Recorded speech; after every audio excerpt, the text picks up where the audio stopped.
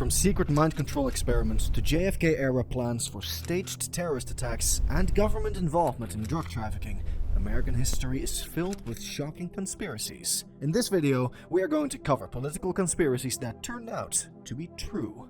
Project MKUltra, once dismissed as a paranoid conspiracy theory, was ultimately confirmed as a real covert operation by the US Central Intelligence Agency, or CIA. The program, officially sanctioned in 1953, aimed to develop mind control techniques through unethical human experimentation, including drug administration, hypnosis, and psychological torture. The origins of MKUltra can be traced back to World War II, when Nazi scientists conducted experiments on prisoners to develop a truth serum. Following the war, the US government sought to exploit similar methods, fearing that foreign adversaries, particularly the Soviet Union, had already developed advanced psychological manipulation techniques. Under the leadership of CIA Director Alan Dulles and scientist Sidney Gottlieb, MKUltra was born, disguised as legitimate scientific research conducted at universities, hospitals, and military institutions. Throughout the 1950s and 60s, the CIA subjected unwitting individuals to dangerous experiments using LSD, electroshock therapy, and sleep deprivation to study their effects on the human mind. Some subjects were civilians who were unknowingly drugged in social settings. Didn't give a damn. I was a fly. Just a fly. While others were prisoners and military personnel coerced into participation. The infamous Operation Midnight Climax saw CIA-backed brothels set up in San Francisco, where unsuspecting men were dosed with LSD and observed behind one-way mirrors. The agency even attempted to use these techniques for political assassinations and behavioral programming.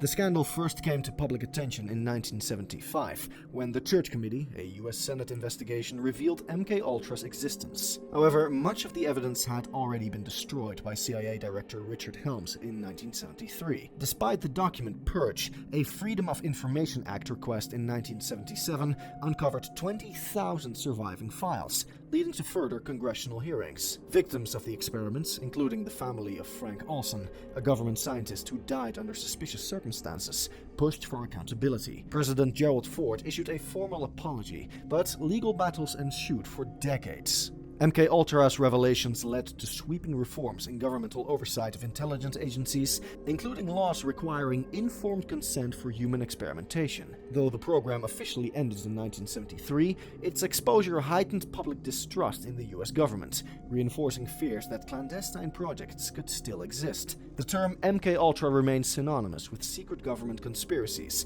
and its real-life consequences continue to shape debates on ethics, transparency, and human rights in intelligence operations. If you thought that was crazy, just wait for some of the things we have lined up in this video.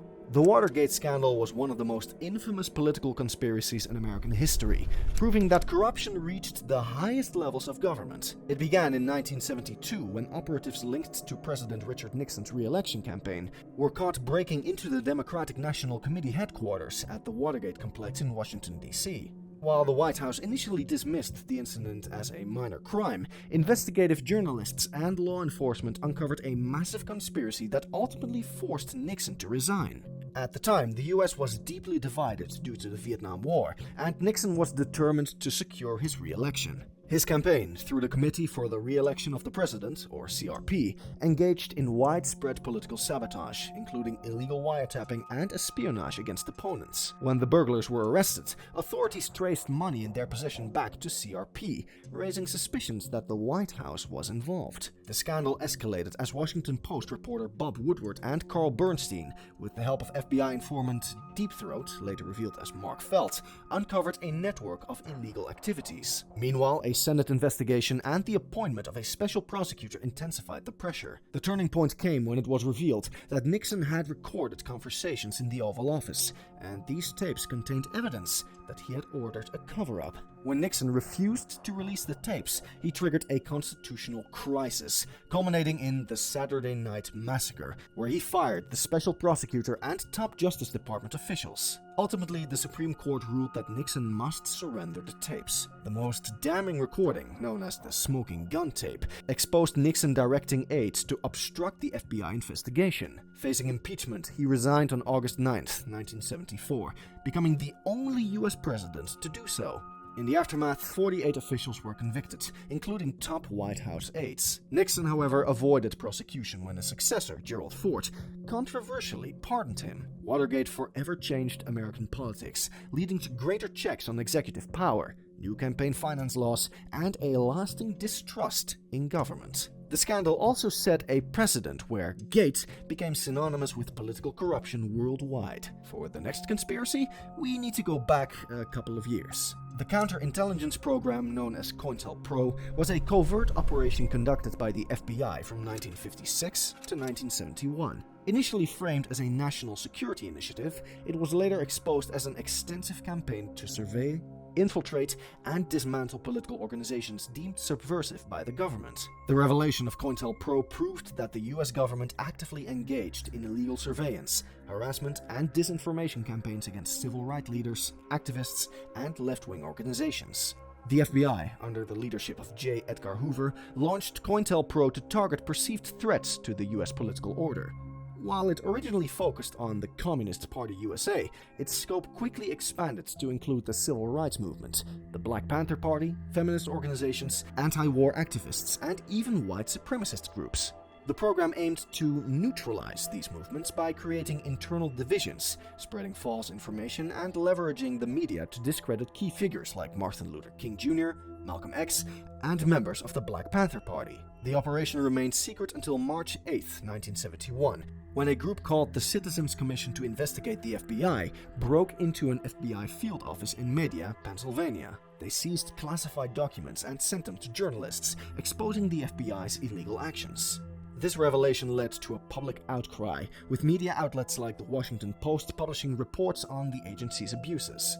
The scope of COINTELPRO became clearer through further leaks and lawsuits, culminating in the Church Committee hearings in 1976, which confirmed that the FBI had violated constitutional rights and engaged in unlawful tactics against US citizens. The immediate aftermath of the exposure was intense.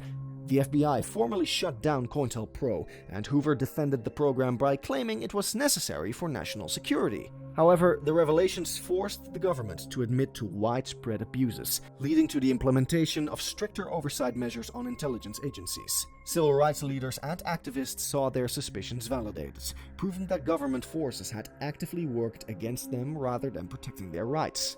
The long-term consequences of COINTELPRO are still felt today.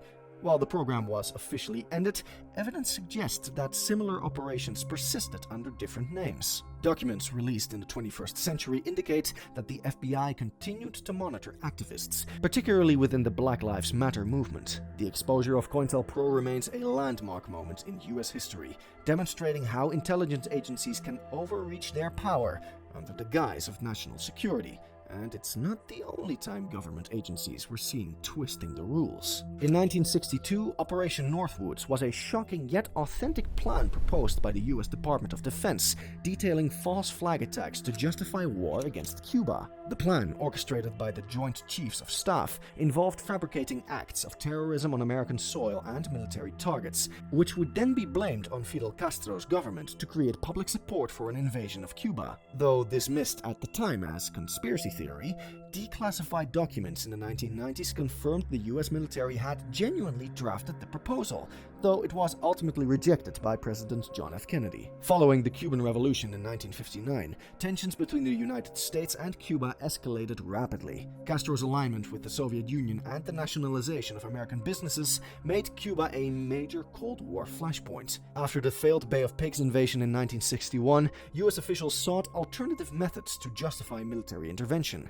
This led to Operation Northwoods, a proposal drafted by the Joint Chiefs of Staff and signed by Chairman Lyman Lemnitzer, outlining staged terrorist attacks meant to deceive the public into supporting the war. The plan involved multiple fabricated incidents, including the destruction of a US ship in Guantanamo Bay, orchestrating bombings in Miami and Washington, and staging the hijackings of commercial airliners. The proposal even suggested disguising US military aircraft as Cuban MiGs to shoot down an American plane. The idea was to create defensible grievances that would portray Cuba as an immediate threat. The operation's architects believed these tactics would rally public and international support for a US military invasion. When presented to Secretary of Defense Robert McNamara in March 1962, the proposal was ultimately rejected, and President Kennedy firmly opposed the idea. Shortly afterward, Kennedy removed Lemonster as chairman of the Joint Chiefs of Staff, further deepening tensions between the president and military leadership. The revelation of Northwoods fueled existing mistrust between Kennedy and high-ranking officials, exacerbated by his handling of the Cuban Missile Crisis later that year. Declassified in 1997 through the John F. Kennedy Assassination Records Collection Act, the documents proved that the US military had seriously considered using deception and violence against its own citizens for political gain. The exposure of Operation Northwoods reinforced concerns about government transparency, setting a precedent for skepticism toward future military interventions and official narratives. It really makes you wonder if the government is behind some of the worst things we've ever seen in history. The Tuskegee syphilis experiment was a shocking and unethical government study that remained hidden for decades, only to be exposed as a horrifying reality. Conducted by the US Public Health Service between 1932 and 1972, the study involved nearly 400 African American men with syphilis who were deceived into believing they were receiving medical treatment. Instead, researchers withheld effective treatment, including penicillin after it became available, to observe the disease's long-term effects. This blatant violation of human rights led to unnecessary suffering and deaths, and its exposure permanently damaged trust in the US medical system.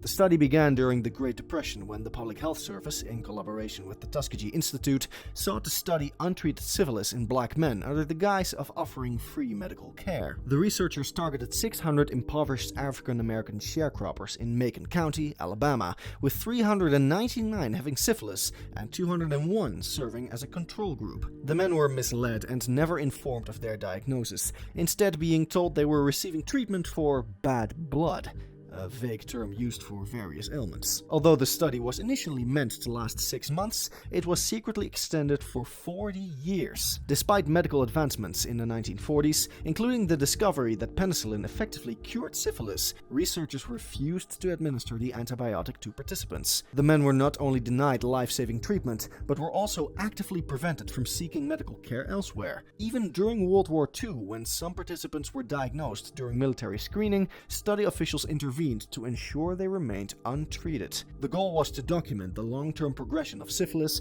until the men succumbed to the disease, prioritizing data collection over human lives. The experiment came to an abrupt end in 1972 when whistleblower Peter Buxton leaked information about it to the press. The story gained national attention, sparking outrage across the country. The study's exposure led to congressional hearings, and the government was forced to shut it down. By then, at least 128 men had died, 40 wives had been infected, and 19 children were born with congenital syphilis. The revelation was a devastating blow to public trust in medical institutions, particularly among African Americans. The long-term impact of the Tuskegee syphilis experiment was profound. In response to the scandal, the US government implemented stricter ethical guidelines for medical research, leading to the 1979 Belmont Report and the creation of the Office for Human Research Protections. The study also fueled deep-seated mistrust in the healthcare system among African Americans, a legacy that persists today. In 1997, President Bill Clinton issued a formal apology on behalf of the US government, acknowledging the study's racism and inhumanity. However, the damage had already been done, making the experiment one of the most infamous cases of medical abuse in American history. It also fueled deep mistrust toward the medical system within the African American community. The Iran-Contra affair was a major political scandal in the United States during the Reagan administration. It involved the secret sale of arms to Iran, which was under an arms embargo, with proceeds illegally diverted to fund Contra rebels in Nicaragua. This scheme violated the Boland Amendment, which prohibited US government assistance to the Contras, and became one of the most significant constitutional crises of the 1980s. The roots of the scandal can be traced back to US foreign policy in the early 1980s. The Reagan administration strongly opposed the leftist Sandinista government in Nicaragua, viewing it as a communist threat. At the same time, Iran was engaged in a prolonged war with Iraq and faced a severe arms shortage. US policy officially supported an arms embargo on Iran, yet senior officials within the administration saw an opportunity to achieve multiple objectives. securing the release of American hostages held by Hezbollah, improving relations with Iranian moderates, and funding the Contras despite congressional restrictions. By 1985, senior members of the Reagan administration, including National Security Advisor Robert McFarlane and Lieutenant Colonel Oliver North, had developed a covert plan. Israel would sell US-manufactured arms to Iran, and the US would then replenish Israel's stocks. The funds from these sales were then secretly funneled to the Contras. This arrangement was made without congressional approval and in direct violation of US law. The scheme became increasingly complex as additional arms shipments took place throughout 1985 and 1986, despite growing concerns from some administration officials about its legality and ethics. The scandal broke in November 1986 when a Lebanese magazine exposed the arms deals. Shortly after, the Reagan administration was forced to acknowledge the transactions. Attorney General Edwin Meese confirmed that funds from the arms sales had been diverted to the Contras, revealing the full extent of the operation. Reagan addressed the nation, initially denying that weapons had been traded for hostages, but later admitting that the operation had, in effect, turned into an arms for hostages deal.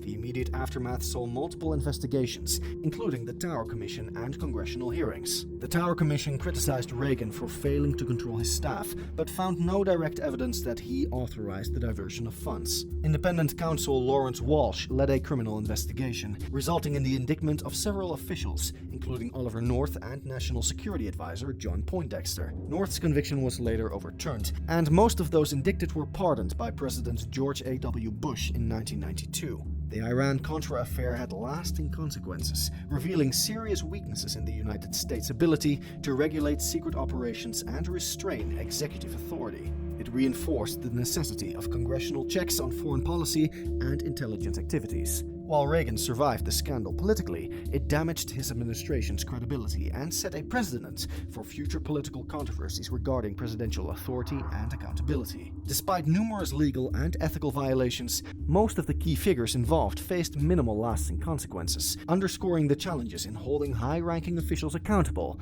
in the US political system. If you thought that was shocking, wait until you hear about the next conspiracy, the business plot. The business plot was a 1933 political conspiracy in the United States that sought to overthrow President Franklin D. Roosevelt and instill a fascist dictatorship led by retired Marine Corps Major General Smedley Butler. Butler testified under oath before the McCormick-Dickstein Committee that a group of wealthy businessmen intended to use a veterans organization to lead a coup d'etat. While no one was prosecuted, the committee's final report acknowledged that these plans were indeed discussed and could have been executed had the financial backers deemed it necessary. The roots of the conspiracy lay in the economic turmoil of the Great Depression and Roosevelt's policies, which many industrialists and financiers perceived as threats to their wealth and influence. The Bonus Army protests of 1932 had demonstrated the potential power of organized veterans, and Butler, a widely respected war hero, was viewed as the ideal figure to lead a militarized movement. At the same time, Roosevelt's departure from the gold standard deeply unsettled many conservative businessmen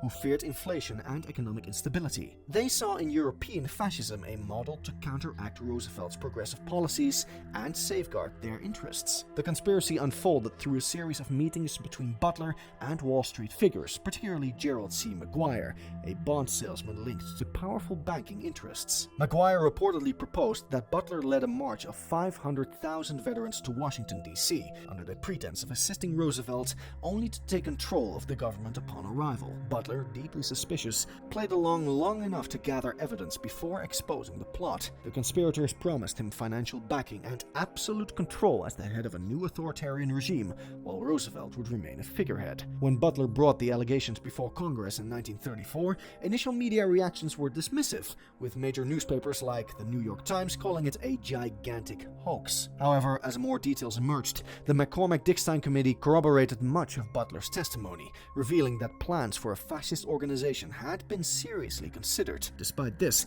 none of the accused businessmen faced charges, and the story faded from public consciousness. Although the coup never materialized, the implications were far-reaching. The exposure of elite financial interests contemplating the overthrow of democracy reinforced fears of corporate overreach and the fragility of American institutions during economic crises. Butler's revelations also influenced later investigations into corporate influence in politics and foreshadowed concerns over militarization and fascist sympathies among powerful elites. The business plot remains a stark reminder of how financial and political forces can conspire against democracy when they perceive their dominance to be at risk. The Pentagon Papers exposed a vast political conspiracy within the US government, revealing that multiple administrations had systematically lied to the public and Congress about the Vietnam War. Leaked by military analyst Daniel Ellsberg in 1971, the documents proved that the government had secretly escalated military operations while misleading the American people about the war's progress and objectives. The Vietnam War had already become a deeply controversial conflict by the late 1960s,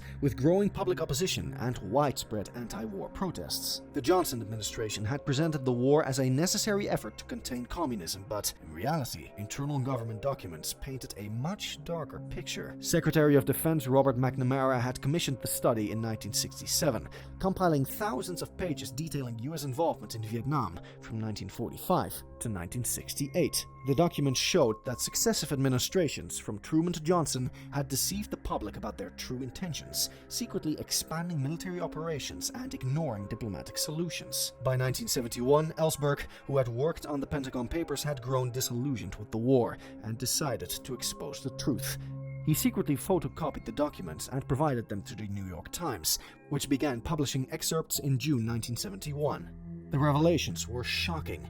The US had deliberately provoked North Vietnam, misrepresented its reasons for intervention, and continued military operations even when it was clear that victory was unlikely. The Nixon administration, fearing further leaks, attempted to block publication through legal action, leading to a landmark Supreme Court case, New York Times Co. v. United States. The court ruled in favor of the press, defending the First Amendment's protection of free speech. The immediate fallout was intense. The government charged Ellsberg with espionage, but his trial collapsed after it was revealed that Nixon's operatives, the White House plumbers, had illegally broken into his psychiatrist's office to find damaging information. The case against him was dismissed, but the scandal further eroded public trust in the government. The revelations fueled opposition to the war, contributing to its eventual end. Long-term, the Pentagon Papers fundamentally reshaped the relationship between the government, the press, and the public. They proved that administrations had manipulated information to justify war, reinforcing the credibility gap between officials and citizens. The case also set a precedent for whistleblowing and press freedom, influencing later leaks like the WikiLeaks and Snowden disclosures. Today, the Pentagon Papers remain a symbol of government accountability and the necessity of a free press to challenge official narratives. During the Cold War, Operation Gladio was a clandestine NATO-backed network intended to serve as a stay-behind force in case of a Soviet invasion. However, it became infamous for its involvement in right-wing terrorism, assassinations, and psychological warfare across Europe. Initially justified as a defensive measure, Gladio was later exposed as a tool used to undermine left-wing political movements, influencing European politics through violent means. After World War II, Western intelligence agencies, particularly the CIA and MI6, feared Soviet expansion and communist influence in Western Europe. In response, they established secret paramilitary networks throughout NATO countries and even some neutral states. These networks were stocked with hidden weapon caches and trained for sabotage and guerrilla warfare. While their stated purpose was to resist a potential Warsaw Pact invasion, evidence suggests that Gladio was also used to suppress left-wing political groups, notably in Italy, Belgium, and Greece. The strategy involved false flag operations, where terrorist attacks were staged and blamed on leftist organizations to justify repressive government measures. Throughout the 1960s to 1980s, a series of bombings and assassinations plagued Europe, often attributed to communist groups. In Italy, the 1969 Piazza Fontana bombing, which killed 17 people, was initially blamed on anarchists, but later linked to Gladio operatives and far-right extremists. Similarly, in Belgium, the Brabant massacres in the 1980s involved indiscriminate killings at supermarkets, fueling public fear. Greece's 1967 military coup was also reportedly facilitated by Gladio's Greek branch, Operation Sheepskin. These events followed a pattern. Attacks would be blamed on leftists, leading to crackdowns on socialist and communist parties. The exposure of Gladio in 1990 shocked Europe. Italian Prime Minister Giulio Andreotti admitted to its existence, revealing a list of operatives and stockpiles of weapons. Parliamentary investigations in Italy, Belgium, and Switzerland uncovered a network far beyond what NATO had publicly acknowledged. The European Parliament condemned Gladio, while the US and NATO downplayed its role, insisting it was purely defensive. Yet judges and investigators found links between Gladio and multiple terror attacks, raising questions about its true purpose and oversight. In the long run, the revelations of Operation Gladio undermined trust in Western intelligence agencies and governments. It confirmed suspicions of deep state manipulation and reinforced narratives of covert Western interference in European democracies. While no officials were held accountable, the exposure led to the formal dismantling of the stay-behind networks. However, some argue that remnants of such clandestine operations persist in modern intelligence activities, maintaining the cycle of political influence through covert means. Operation Paperclip, a secret US intelligence program, was a conspiracy theory that turned out to be true. Between 1945 and 1959, the US recruited over 1,600 German scientists, engineers, and technicians, with many Nazi affiliations, to work in American military and space research. After World War II, the US faced two urgent concerns: preventing German scientific advancements from falling into Soviet hands and leveraging Nazi technology for its own military and space programs. As part of this effort, Operation Paperclip, initially known as Operation Overcast, was launched under the Joint Intelligence Objective Agency, or JIOA. This initiative sought out top Nazi scientists, including those who worked on rocket technology, chemical warfare, and aeronautics. Among them was Werner von Braun, who had played a key role in developing the V-2 rocket, a weapon used against Allied forces. By 1945, as the Allies advanced through Germany, US intelligence officers compiled a list of key German scientists through captured documents such as the Osenberg list. Fearing Soviet capture, the US prioritized the extraction of these scientists, particularly those working on advanced weapons and aerospace technologies. The Soviet Union, launching its own operation, Osa Vyakim, relocated thousands of German specialists to work on similar projects. Meanwhile, US authorities secretly detained and interrogated Nazi scientists in facilities like Camp Dustbin before deciding who to bring to America. Once selected, the scientists were secretly relocated to the US. Many of them, including von Braun and his team, were sent to Fort Bliss, Texas, and later to Huntsville, Alabama. They played crucial roles in developing Cold War military technology and were instrumental in the establishment of NASA. The knowledge they provided significantly advanced American aeronautics, missile technology, and space exploration, culminating in the Apollo missions. Despite their pasts, some of these scientists received high honors, including the NASA Distinguished Service Medal. News of the operation leaked as early as 1946, causing public backlash. Reports surfaced linking several scientists to Nazi war crimes, including the use of slave labor in German rocket facilities. Investigations were launched, but most paperclip scientists were shielded from prosecution due to their strategic value. Only a few, such as Arthur Rudolph, were later forced to renounce US citizenship due to their Nazi ties. The operation had profound consequences. It propelled US technological supremacy during the Cold War, leading to milestones like the moon landing. However, it also sparked ethical debates about granting war criminals a second life in America. Over time, more details emerged, confirming that many paperclip recruits had direct involvement in Nazi atrocities. Despite these revelations, Operation Paperclip remains a key chapter in US Cold War strategy, showing how geopolitical necessity often overrides moral considerations. If you're enjoying the video, make sure to subscribe. During the 1980s, allegations surfaced that the CIA was involved in drug trafficking to fund the Nicaraguan Contras, a rebel group fighting to overthrow the leftist Sandinista government. Investigations by the US government and journalists suggested links between Contra supporters and the drug trade, raising concerns that US intelligence had turned a blind eye or actively facilitated the smuggling of cocaine into the United States. The Nicaraguan Civil War was part of the larger Cold War struggle between the US and the Soviet Union. The Reagan administration supported the Contras as part of its broader anti-communist policy. However, after Congress passed the Boland Amendment in the mid-1980s, restricting US funding for the Contras, the administration sought alternative ways to support them. Reports began emerging that some Contra groups were involved in drug trafficking, raising the possibility that narcotic sales were being used to finance their operations. By the mid-1980s, multiple sources, including DEA officials and journalists, reported that drug traffickers with links to the Contras were smuggling cocaine into the US.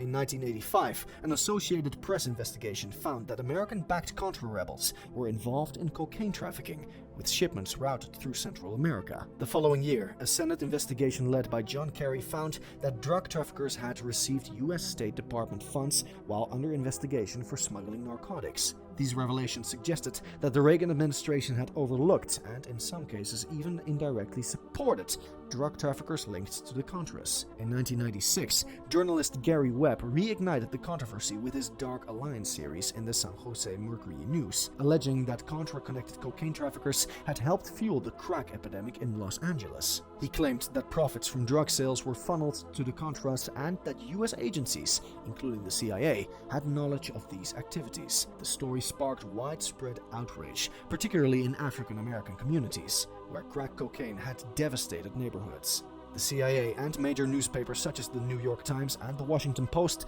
disputed Webb's claims, leading to a backlash against him. Government investigations, including reports by the CIA and Justice Department, admitted that the CIA was aware of Contra drug trafficking but found no direct evidence of agency involvement in smuggling drugs. Despite this, the reports confirmed that the CIA had failed to act against traffickers linked to the Contras and had sometimes obstructed investigations. The allegations had lasting consequences. They reinforced public distrust of the CIA, particularly within African American communities, and fueled conspiracy theories about government complicity in the drug trade. Webb's career was ruined, and he died by suicide in 2004, though his work later gained recognition for highlighting real issues. The CIA Contra drug trafficking controversy remains one of the most infamous scandals in U.S. intelligence history, raising ethical questions about Cold War policies and their domestic impact. If you enjoyed the video, make sure to subscribe, and I'll see you in the next video about assassination attempts you never heard of.